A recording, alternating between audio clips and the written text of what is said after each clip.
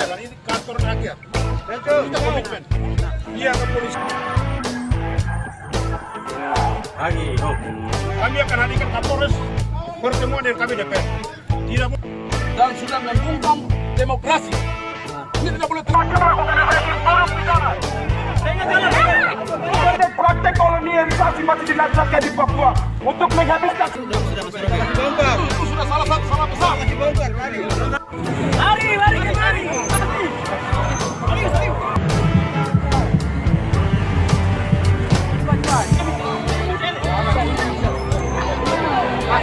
Dosa dan kebohongan para penguasa Indonesia terhadap bangsa Papua. Fakta, realitas. Dosa-dosa dan kebohongan para penguasa Indonesia terhadap bangsa Papua.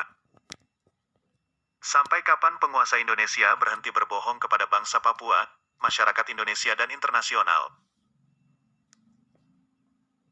Oleh Gembala Dr. A.G. Sokrates Yoman, Ma. Ada beberapa dosa dan kebohongan para penguasa kolonial modern Indonesia yang berwatak rasis, fasis, kriminal, barbar, dan kejam yang berbudaya militeristik dari waktu ke waktu dalam menghadapi rakyat dan bangsa Papua. 1. Dosa dan kebohongan melalui Otsus nomor 21 tahun 2001. Otsus itu solusi politik bukan solusi kesejahteraan.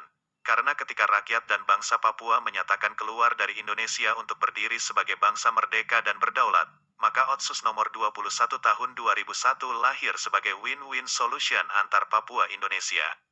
Tapi, semua pasal-pasal krusial Otsus dihilangkan oleh penguasa Indonesia dan Otsus dibuat ompong, tidak ada taring.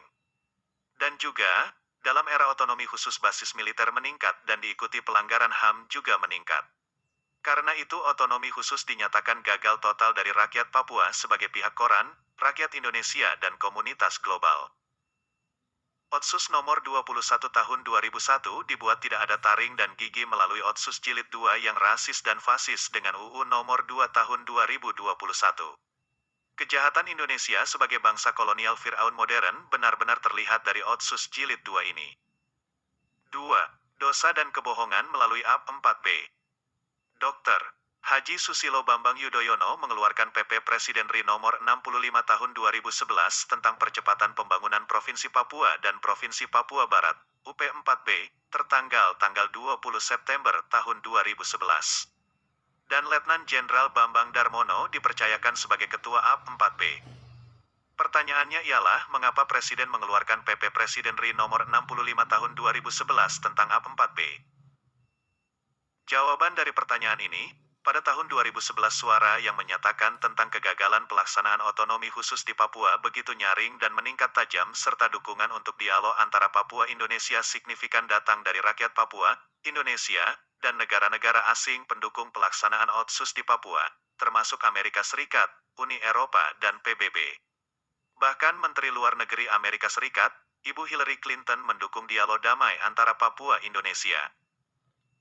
Untuk menghalangi dan menghindari atau lebih tepat untuk membohongi negara-negara asing yang menyatakan Otsus gagal dan mendorong dialog Papua Indonesia, maka PP Presiden nomor 65 tahun 2011 dibuat sebagai topeng atau tameng Indonesia supaya tidak terjadi dialog Papua Indonesia. Itu terbukti dengan Bambang Darmono berkeliling luar negeri, terutama berbicara di PBB, bahwa UP4B adalah solusi dari kegagalan Otsus nomor 21 tahun 2001. Dari ini terlihat para penguasa Indonesia membohongi rakyat Papua, Indonesia dan komunitas global. 3. Indonesia pernah menghalangi rencana kunjungan MSG ke Papua. Bagian ini, Dr. Ibrahim Peyon dengan tepat mengatakan tentang penguasa Indonesia menghalangi rencana kunjungan utusan negara-negara Melanesia ke Papua. Dulu, pada waktu delegasi MSG, Melanesia Spearhead Group, mendesak Indonesia untuk sebuah kunjungan ke Papua, Presiden Jokowi pernah terima tim 14 di Istana Negara, kemudian Pater Dr. Neles Tebay dan Menko Polhukam, kala itu, Wiranto ditunjuk untuk mengatur dialog tersebut.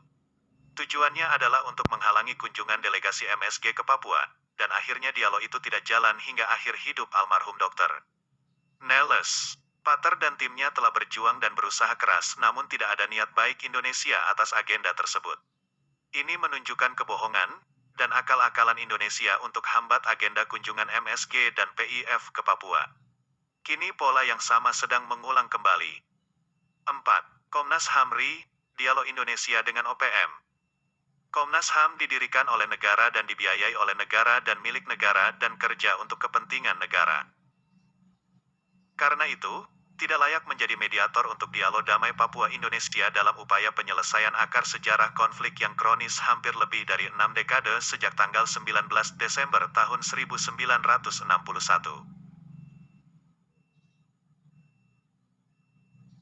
Komnas HAM RI sepertinya berusaha menghalangi atau menghambat lajunya lobi dan diplomasi politik United Liberation Movement for West Papua, ULMWP, di level regional dan internasional, yaitu di MSG, PIF, ACP, Uni Eropa, dan juga di PBB.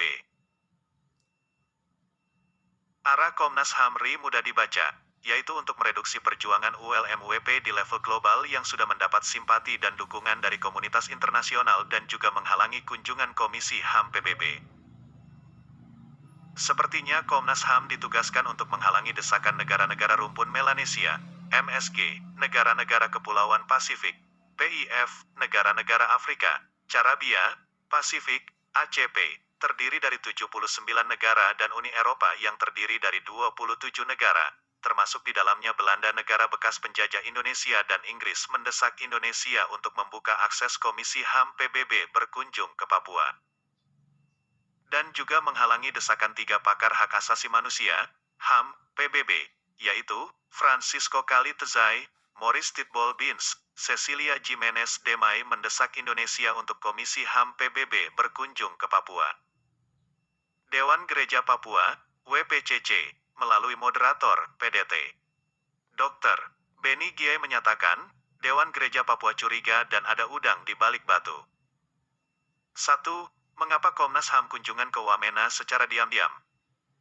Komnas HAM lakukan ini sebagai siasat untuk alihkan perhatian media, opini dari masalah pelanggaran HAM yang sedang disorot oleh Dewan HAM PBB. 2. Apakah ini untuk memperbaiki citra NKRI dalam konteks Komisi HAM PBB yang sedang menyoroti pelanggaran HAM di tanah Papua? 3. Tetapi mengapa OPM? Kata seorang warga ini, OPM merah putih. 4. Apakah kita bisa katakan yang OPM dalam benak Komnas HAM itu OPM merah putih? Hanya Komnas HAM RI bisa jawab. Dalam sejarah Papua, OPM merah putih ini adalah fakta yang hadir. Kapan mereka dibutuhkan bisa dipesan untuk menyerahkan diri. 5. Apakah bisa hari ini Komnas HAM pesan OPM gaya itu untuk datang berdialog dengan Presiden Jokowi? Dalam pengalaman orang Papua hitam, OPM merah putih punya sejarah menyerahkan diri, datang cium bendera merah putih di depan petinggi keamanan, setelah itu menghilang lagi. 6. Apakah OPM yang dihubungi diam-diam pihak Komnas HAM ini OPM merah putih? 7. Ataukah faksi OPM Yeseng lemah yang dipelihara dan dimanfaatkan Komnas HAM atau pihak-pihak lain di tanah Papua? Direktur Perkumpulan Advokat Hak Asasi Manusia atau PAHAM Papua, Gustav Kawer mengatakan bahwa wacana dialog Komisi Nasional Hak Asasi Manusia atau Komnas HAM tidak sesuai dengan gagasan dialog Jakarta, Papua yang dimulai orang Papua. Dialog yang digagas Komnas HAM RI itu seperti politik pencitraan untuk bahan diplomasi Indonesia kepada dunia internasional. Dialog ala Komnas HAM RI itu jelas membuat dialog Papua jauh dari harapan dan kemauan besar orang Papua. Dialog ala Komnas HAM RI itu menjadi janggal, antara lain karena tidak sesuai dengan regulasi atau aturan. Undang-Undang Dasar 1945, UUD 1945, maupun Undang-Undang Nomor 39 Tahun 1999 tentang Hak Asasi Manusia, UU HAM, tidak memberi mandat bagi Komnas HAM RI untuk menyelenggarakan dialog, termasuk dialog Jakarta, Papua. 5. Indonesia berbohong kepada PBB. Indonesia melakukan kebohongan kepada PBB pada saat menggunakan hak jawab atas laporan 3 pakar hak asasi manusia, HAM, PBB, yaitu Francisco Cali Tezai, Maurice Titbol Bins, Cecilia Jimenez Demay mendesak Indonesia untuk Komisi HAM PBB berkunjung ke Papua. PDT Phil Erari, mantan anggota eksekutif Kemitraan untuk Good Governance Indonesia tahun-tahun 2000 sampai tahun 2010 di bawah pimpinan Susilo Bambang Yudhoyono, Erna Witular dan Marjuki Darusman dengan ini menyatakan, jawaban pemerintah Indonesia untuk keseluruhan telah menyalahi prinsip-prinsip transparansi dan dengan demikian tidak akuntabel. Jawaban yang disampaikan oleh misi tetap pemerintah Indonesia di PBB pada tanggal 20 Februari tahun 2022 dinilai banyak pihak, bahwa itu suatu kebohongan yang dilakukan oleh pemerintah Republik Indonesia yang bertolak belakang dan tidak sesuai fakta-fakta di lapangan. Jadi, Komnas HAM berbicara dialog itu bagian yang tak terpisahkan dari dosa-dosa dan kebohongan-kebohongan pemerintah Indonesia untuk menghalangi dan menghambat Komisi Hak Asasi Manusia PBB ke Papua. Kebohongan penguasa Indonesia ini berjalan telanjang seperti burung putih terbang di siang bolong.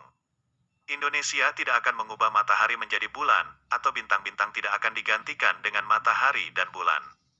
Kejahatan kemanusiaan dan pelanggaran berat HAM yang dilakukan Indonesia selama 61 tahun sejak tanggal 19 Desember tahun 1961 tidak bisa dihapus dengan kebohongan.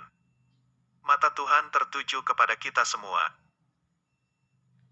Doa dan harapan penulis, supaya tulisan ini berguna dan ada pencerahan. Wah, kinaonak. Ita Wakupurom, tanggal 19 Maret tahun 2022. Penulis 1. Presiden Persekutuan Gereja-Gereja Baptis West Papua. 2. Anggota, Dewan Gereja Papua, WPCC. 3. Anggota, Konferensi Gereja-Gereja Pasifik, PCC. 3. Anggota Baptist World Alliance, BWA. Live training artikel Dr. Sokrates Sofyan Yomanduma melalui Livers TV West Papua. There are no more articles to read. Thank you.